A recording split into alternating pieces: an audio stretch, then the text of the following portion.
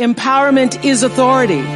It's the process of getting stronger and more confident and more engaged. And to be empowered is to move through the world without any kind of fear or any kind of apology. Nobody's journey is seamless or smooth. We all stumble. We all have setbacks. If things go wrong, you hit a dead end. It's just life's way of saying, time to change course. Every failure, every crisis, every difficult time, I say, what is this here to teach me? If you really get the lesson, you pass and you don't have to repeat the class. If you don't get the lesson, it shows up wearing another pair of pants to give you some remedial work.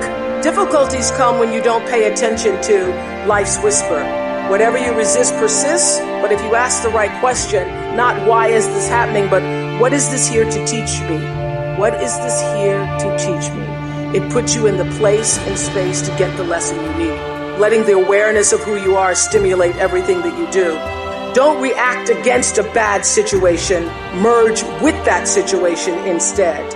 And the solution will arise from the challenge. Because surrendering yourself doesn't mean giving up. It means acting with responsibility. I figured out early on, I had these dreams for myself. I used to tell my father I'm going to live in a house on a hill. I'm going to have $1 million. And I learned early in my career that the dream I had for myself couldn't compare to the dream that life had for me. So I figured out how to lean into life and allow the flow that was designed for me to follow, to allow that flow to be my guide. And every decision I've ever made has come from listening to the flow that represents the truth in me that is also the truth in you. Being able to make the right choice based upon what is the truth of you is the dream and prayer I hold for you today. Everybody has what I call this instinct, this inner voice. Every decision I've ever made that led me to the right space and place in my life, I got there because I relied on that inner voice. When I was 30 years old and about to leave Baltimore, because I felt something inside, that thing, that instinct, that flow, that truth that said, it's time to move on. My bosses said, you're right here in Baltimore, you're a little fish in a big pond, you can grow old here. I go, that's the problem. I don't want to grow old doing the evening news here. So I listened to that inner voice that said, go. And every decision I made after coming to Chicago, when everybody said, it's too big of a risk to own yourself, to own your show. What if that show fails? I said, I'm going to bet on myself. Because the truth of me that I was allowed to get still and feel said, take the risk. Bet on yourself. It's a big, hard world out there, but you're ready for it. And you're ready because there is nothing more powerful than you using your personality to serve the calling of your soul. Every one of us has been called to the planet to use. You've got to have clarity about who you really are. There is no life without a spiritual life. We are spiritual beings having a human experience. So your real job as you go out to try to find one and have all of this anxiety and fear, and your real job is to know the truth and to create a spiritual practice that allows you to stay in it. To be clear, I'm not talking about your religion. I'm talking about whatever it is that nurtures the essence of you in such a way that you can do what you came here to do. We all want to be able to live out the truest expression of ourselves as human beings. And in order to do that, You've got to practice, you've got to develop that spiritual muscle that allows you to check in with yourself and not have to ask everybody else about a decision, but to have the clarity of your own knowing, the comfort of your own knowing. And to do that, you've got to live in the space of gratitude. That is my number one spiritual practice. Oh, Oprah, that's easy for you because you got everything. I got everything because I practiced being grateful. Everybody works hard and everybody has their own dreams. There was a time where I used to spend a lot of energy wanting things. When you can surrender to the dream, you get to live in the space of the higher power. You get to live in the space that you purposefully have come to earth to claim for yourself. So, around 1984, I was reading the New York Times review of The Color Purple. And I thought, whoa, this sounds like a really great book. I read The Color Purple in one afternoon, went back to the bookstore, bought every book of The Color Purple. So I passed out the book to everybody I knew. Please, read The Color Purple, read The Color Purple. Then I start to hear that somebody's going to do a movie about The Color Purple. But I don't know anybody in the movie business. By this time, I was on AM Chicago. I don't know anybody. I start praying to God. God, please help me find a way to get into Color Purple. I say, Jesus, I don't even have to have a speaking part. I will be, because I went to the movies and I saw on the movie credits, at the last credit, there's something called Best Boy. So I said, Jesus, if you just let me be best girl, that'd be all right by me. I can be best girl. So I start praying for The Color Purple. As divine law would have it, Quincy Jones comes to Chicago, and he is in Chicago for 1/2 of a day. He was in his hotel room. He was coming out of the shower, and the television in his hotel room is on AM Chicago. There sits little chubby me with my Jerry curl on AM Chicago. Quincy Jones tells Reuben Cannon, the casting agent, I think I found Sophia. So I get a call from Reuben Cannon. I'm calling about a movie. It's called Moon Song. Would you be interested to come and audition? And I say, I have not been praying for Moon Song. I've been praying for The Color Purple.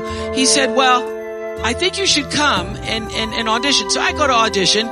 You know, movie people, they make everything all secret. Steven Spielberg didn't want anybody to know he was doing Color Purple. So on the outside of the script, it says Moon Song.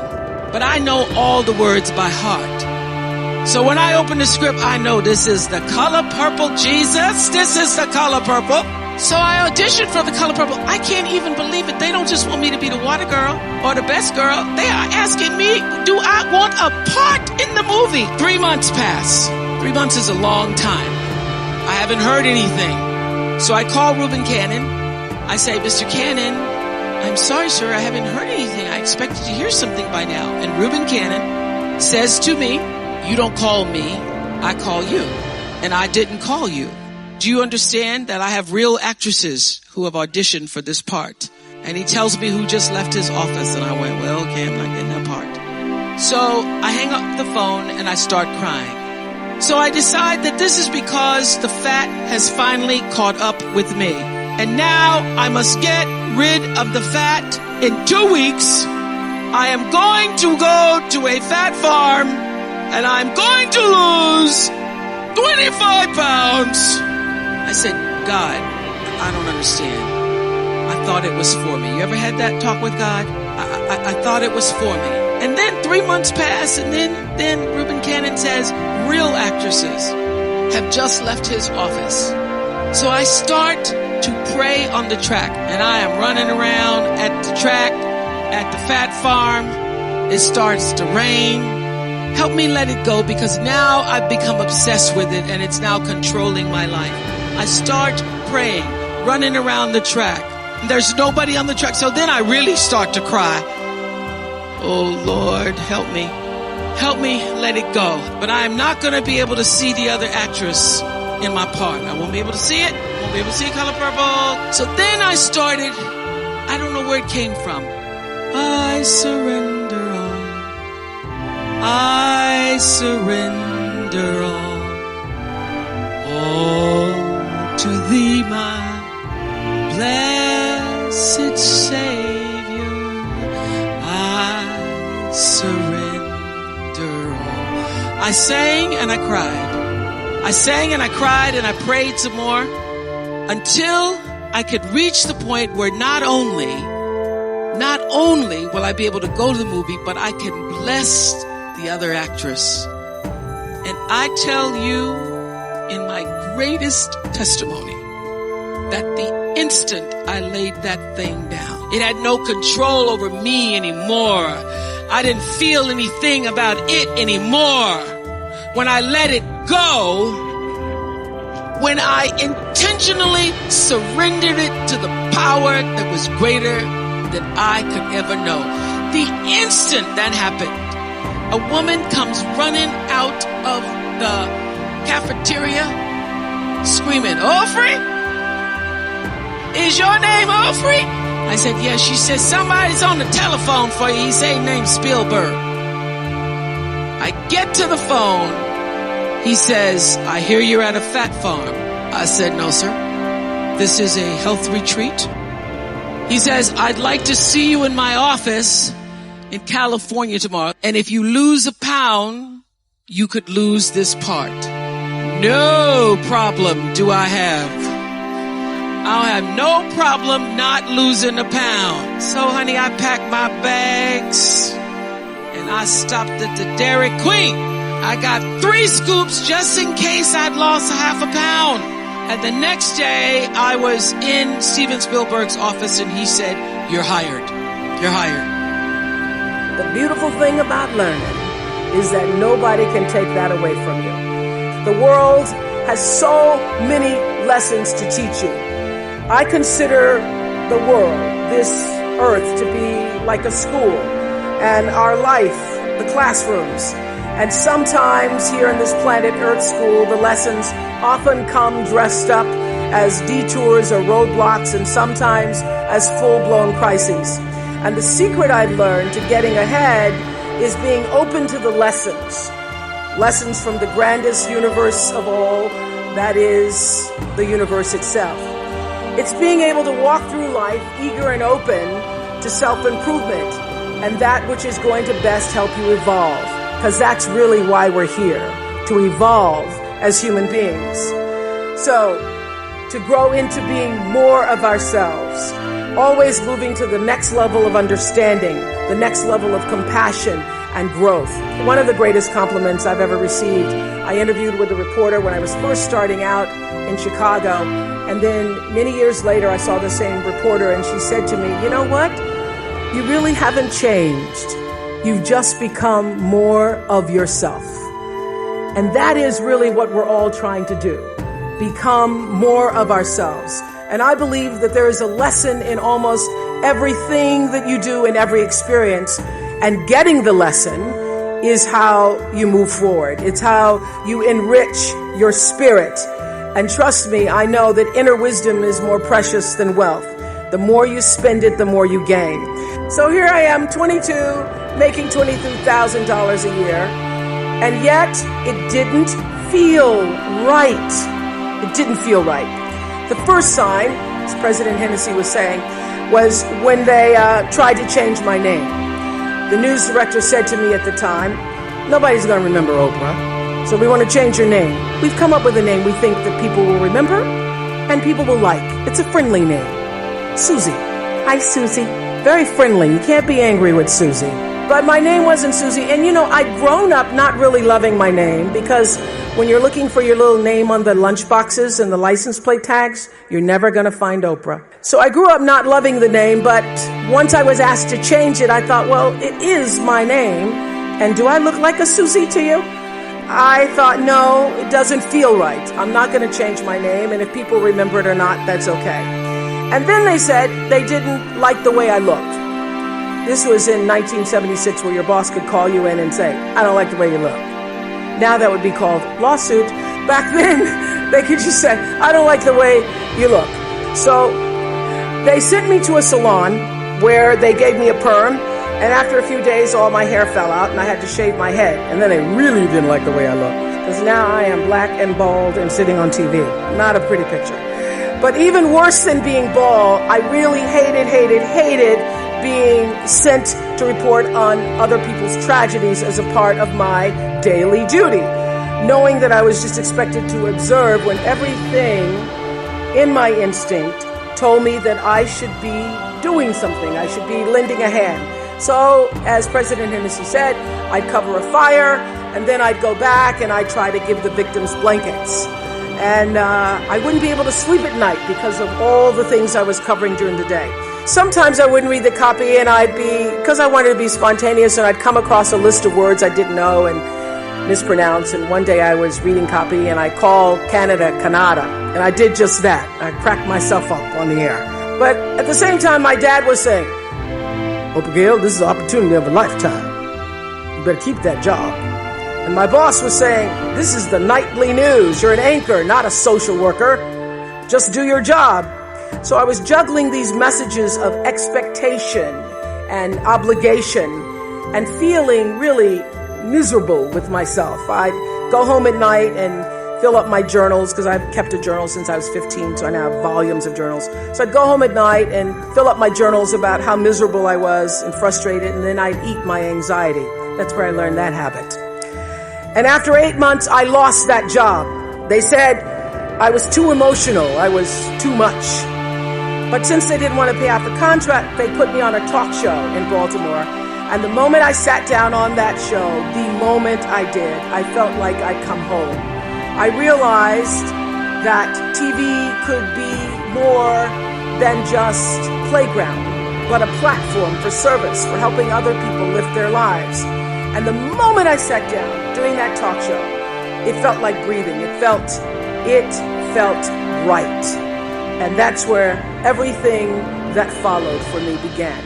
And I got that lesson.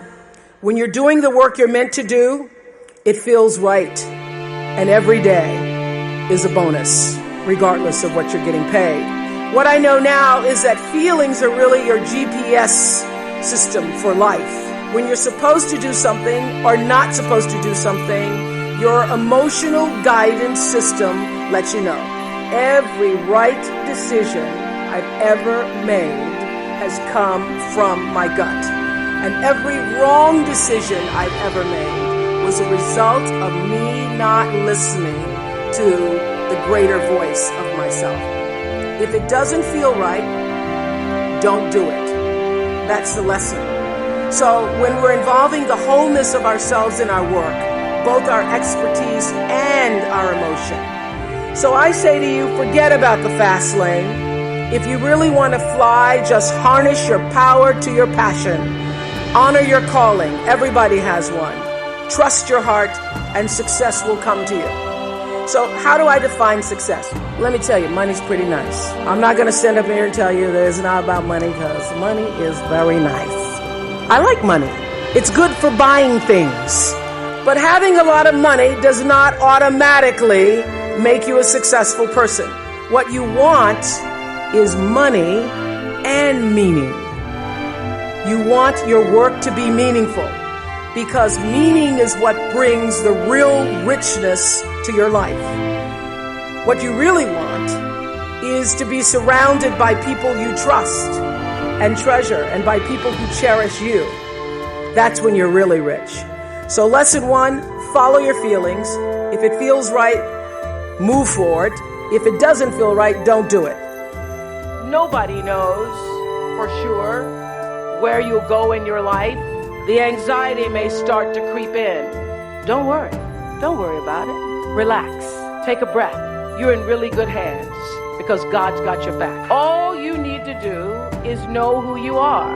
And I know you know who you are. So here are a few things I want you to know that I know for sure. Don't be afraid. All you have to know is who you are. Because there is no such thing as failure. There is no such thing as failure. What other people label or might try to call failure, I have learned is just God's way of pointing you in a new direction. You may take several paths that end up on what might be a dead end for you at the moment. But this is what I also know for sure. You must trust in the words of my favorite Bible verse that say, and know that the Lord will lead you to a rock that is higher than thou. Every one of us has a calling. There's a reason why you are here. I know this for sure. And that reason is greater than any degree. It's greater than any paycheck. And it's greater than anything anybody can tell you that you're supposed to do. Your real job is to find out what the reason is and get about the business of doing it. Your calling isn't something that somebody can tell you about. It's what you feel. It is a part of your life force. It is the thing that gives you juice, the thing that you're supposed to do. And nobody can tell you what that is. You know it inside yourself. Sometimes you find out what you're supposed to be doing by doing the things you're not supposed to do. So don't expect the perfect job that defines your life's work to come along next week. If that happens, take the blessing and run with it. But if not, be grateful to be on the path where you eventually want to live. Abide in the space of gratitude, because this is what I know for sure, that only through being grateful for how far you've come in your path can you leave room for more blessings to flow. Blessings flow in the space of gratitude. Everything in your life is happening to teach you more about yourself. So even in a crisis, be grateful. When disappointed, be grateful. When things aren't going the way you want them to, be grateful that you have sense enough to turn it around. Even when things are difficult, be grateful. Honor your calling. Don't worry about how successful you will be. Don't worry about it. Focus on how significant you can be in service, and the success will take care of itself. And always take a stand for yourself, your values. You're defined by what you stand for. Your integrity is not for sale. You have to be willing to stand up for what you believe in. If I could count the number of times I have been asked to compromise and sell out myself for one reason or another, I would be a billionaire 10 times over. My integrity is not for sale, and neither is yours. There were many times, Diane Hudson, who was working with me for 20 years, can tell you this, many times when we were told that we would lose the advertisers, we would lose the ratings. I said, I'm going to take the high road. They said, you won't be able to survive in this business taking the high road. You won't be able to get the numbers. The advertisers will drop out. And I said, let them. Let them. We will chart our own course. We will stand up for what we believe in. Harriet Tubman once said that she could have liberated thousands more if only she could have convinced them that they were slaves. So do not be a slave to any form of selling out. Maintain your integrity. It has always been, I believe, the only solution to all of the problems in the world, and it remains the only solution. The most important lesson I can offer you from my own life is that in order to remain successful, as you walk the path of privilege, you must not forget the less privilege you've left behind. You cannot continue to succeed in the world or have a fulfilling life in the world unless you choose to use your life in service somehow to others and give back what you have been given. That's how you keep it. That's how you get it. That's how you grow it. And sometimes it doesn't even take a lot to save somebody. You all know I built this beautiful school in South Africa, and I spend a lot of time trying to grow my daughters into a future as bright as yours. Recently, I was with them, and we were all sitting around talking about careers and the possibility for them. And I speak to what is possible. When you see me, you see what is possible. I saw Sidney Poitier receive the Academy Award in 1964. I was 10 years old, and I watched him get the Academy Award for Lilies of the Field. And as he accepted his award, I'd never seen a black man on television in a suit. I'd never seen a black man get out of a limousine and go anywhere on television. And when I saw Sidney Poitier accept his Academy Award for Lilies of the Field, I remember sitting on my linoleum floor, babysitting for my half-sister and brother, saying, if a black man can do that, I wonder what I can do. I stand here a symbol of what is possible when you believe in the dream of your own life. As you have been liberated, you must liberate others. I know that it's possible to do, every one of us in our lives, to help somebody, to liberate somebody, to save somebody. I think some people think that, or under the impression that I was born empowered. But the truth is, I know very well what it's like to be marginalized, to be told either subtly or quite directly that my contribution isn't or wasn't welcome, that my face was invisible, and that my needs were an affront. So back when I was doing the news in Baltimore, I asked to be paid the same as my co-anchor. So he was doing the same job I was doing, except that he called me babe all the time. Babe, yeah, babe. So I went in and I asked, and I was told that because I was a single woman who didn't have a mortgage and I didn't have kids, that I was not entitled to earn the same kind of money as the man who was sitting next to me doing the same thing. And I realized in that moment that my employers did not get it. They did not understand my value. But you know what? I did. So cut to AM Chicago. The team's hard at work, and they had been working for a long time. And after a year or so, we were asked to be syndicated. That work began to pay off. Before long, we were now no longer called AM Chicago. We're the national Oprah Winfrey Show.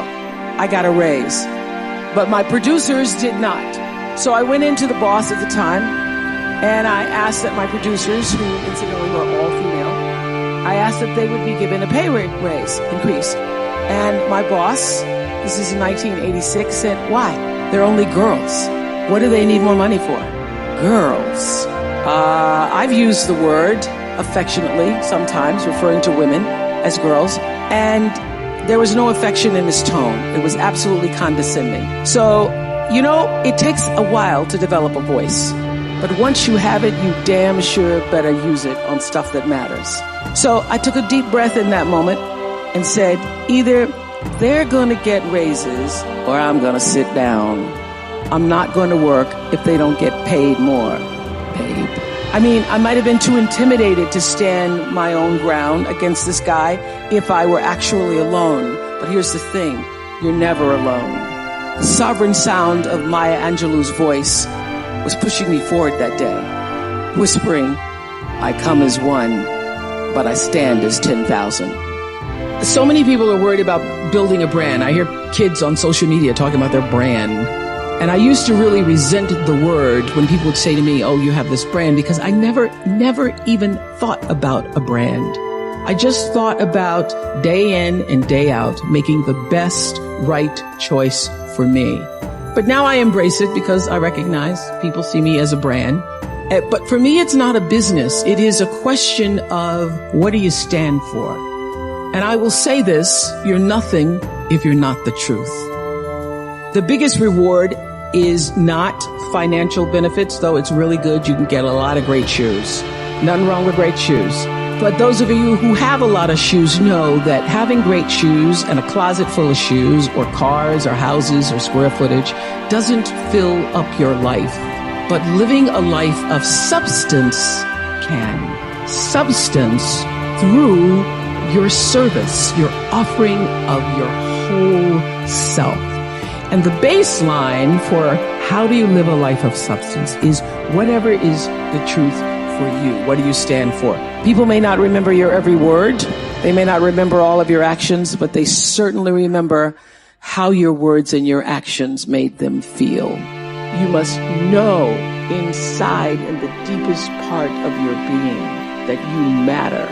Not just that you matter, but also why. So for me, the foundational base of empowerment, of entrepreneurship, of any kind of engagement, the foundational base of my success, of my well-being, my wholeness, my everything is knowing who I am and where I come from. In my living room right now is a painting that I've owned now for 30 years. You can Google it. It's called To the Highest Bidder. And it's at the center of my house. And it's at the center of my house because it actually is symbolic of the foundation of not the house, but the foundation for my life. The painting is by Harry Roseland, who was a genre painter in the early 20th, late 19th century. And the painting's over 6 feet tall, and it shows a slave woman on the auction block holding her daughter's hand. And I cannot come in the door, my front door, or I cannot leave without passing that pain. I am reminded of where I come from every day of my life, and I am reminded because I never want to forget it. And in my library, I have a framed list of enslaved African-American people, remember I showed you, who were held in bondage on various plantations, listed in the ledgers alongside the cows and the horses and the buggies and the other property. And I pass this list every day. And often I stop in front of it and just speak their names out loud and their ages.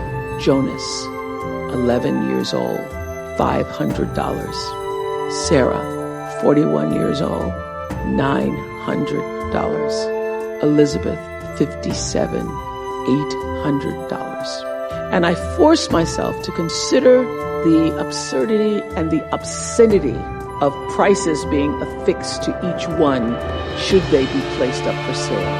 And I sometimes just pause before them with a prayer, particularly before I have to make a big decision about one of my companies or whether I move forward or whether I stay still. It reminds me, speaking those names out loud, not only of where I've come from, but how far I have to go because of them. And it reminds me that I am never alone. It reminds me of what I've come through to get through. And even when I find myself in settings where I am the only Black woman, still, that kind of singularity, it doesn't make me uncomfortable. I want people to understand, most importantly, that when you are arguing with a friend and they act like they can't hear you because they're arguing so strongly back at you, they really can't because of the way the brain is structured. So when you're in fear mode, anxiety mode, when you're really amped up, you just need to, both of you need to calm down, take a walk, take a break, and come back. Well, you start with understanding that your cup being full is how you allow yourself to give to other people. You can't give what you don't have. You can't love if you haven't been loved. You don't even know how to begin to do that. So I think it begins with fundamentally understanding that you are worthy enough, you are valuable enough, you matter enough to give yourself the love that you deserve. And that starts by taking out time for yourself. So I have my own rhythm and pattern. I know that if I go 6 days and then on the 7th, by the 7th or 8th, don't give myself a break, that lots of other things give. That I'm not as alert, I'm not as attuned, I'm not as centered, I'm not as focused. So I know that is my limit. I cannot go beyond a certain amount of days. And for me, walking in nature is my solace. It is where I feel that I am one with all and all being, all creation and, connected. For other people, it may be dancing, it may be music, it may be knitting, it may be whatever it is that brings some kind of rhythmic pattern into your life. Actually, it was Bruce and I were walking on my campus in South Africa, and there were a group of girls dancing, literally on the lawn, because Lord knows they love to dance. And Bruce says, oh, that's not just, I said, oh, they're just having fun. And Bruce said, oh, they're not just having fun, they actually are healing themselves. Because the rhythmic pattern, that's why when you've been in an argument with someone, or you're in the middle of an argument with someone, if you just go and take a walk, or you go and turn on some music and you start dancing, if you just have some form of movement, you feel better. One of the most important things, most important takeaways from what happened to you, I believe, is understanding how the brain works. You understand that when you're upset or in fear or angry or are in an antagonized state, and you're trying to reason with a person, a child, your spouse, your boss, your friend, they literally cannot hear you because the reasoning part of the brain is in the cortex and what you're saying is only reaching the brain stem. So whenever somebody is dysregulated, which is what that is, being anxious and fearful and yelling and screaming, the thing to do is to calm yourself first. Then you will be able to help that other person get calm and regulated. That's how you get to reason. But if you both are just yelling at each other, literally going, you don't hear me and you don't hear me either, and they actually cannot hear you. That's what I thought was so fascinating. And everybody has a different talent. And the reason we're all so messed up is because you're looking at everybody else's talent and wishing you had some of their talent. All the energy that you spend thinking about, wishing about, being jealous of, envious of anybody else is energy that you're not only putting out is going to come back to you negatively, but you're taking that away from you. All your energy should be forced on, what do I have to offer? What do I have to give? How can I be used in service? Because Dr. King's message of not everybody can be famous, but everybody can be great, because greatness is determined by service. And there is not a job in here that you can do that you don't switch the paradigm to service and not make that job more fulfilling. I don't care what the job is. If you say, if I look at this from how do I use this in service to something bigger than myself, it no longer becomes a job. It becomes an offering to the world. There is not one thing that has ever happened to you. Not one experience, not one encounter, not one crisis, not one joyful thing that hasn't happened just to make you better and help you rise. Every single thing you're calling in, whether you know it or not, when you figure out that you are calling it in, you actually start meditating or praying or doing or having a spiritual practice, which is the number one thing you need if you want to be successful in the world. You need something that gives back and nourishes you, regardless of what you call that. You need to fill your cup so that you can be so full, your cup runneth over and you have enough to give to other people. If you don't fill your cup, you end up dried up. You end up tired, exhausted, and don't have enough to give to other people. You end up resentful every time somebody asks you because your cup is empty and now they want some of yours. So your number one job is to fill your cup and make yourself whole. To fulfill the highest, most truthful expression of yourself as a human being. You want to max out your humanity by using your energy to lift yourself up, your family, and the people around you. Theologian Howard Thurman said it best. He said, don't ask yourself what the world needs. Ask yourself what makes you come alive and then go do that. Because what the world needs is people who have come alive. Do you believe that you are worthy of happiness? Do you believe that happiness, success, abundance, comfort, fulfillment, peace, joy, love is a part of your birthright? Is that what you believe? Or do you believe something else? Because you will manifest the life that you believe. I've always known that no matter what my belief is, I'm going to be all right. How will you use your personality, the energy of your personality, to serve that which is your soul's calling? I know this for sure. Any life, no matter how fantastic it is, how glorious it seems, how much attention you receive, how much square footage you have, any life and every life is enhanced by the sharing and the giving and the opening up of the heart space. Your life gets better when you can find a way to share it with someone else. So what we've done, you can do. But I believe that beneath the surface of all physical problems is a spiritual solution. There is a spiritual solution. Why? Because you are a spiritual being having a human experience. That's the beginning of understanding spirituality. You are a spiritual being having a human experience.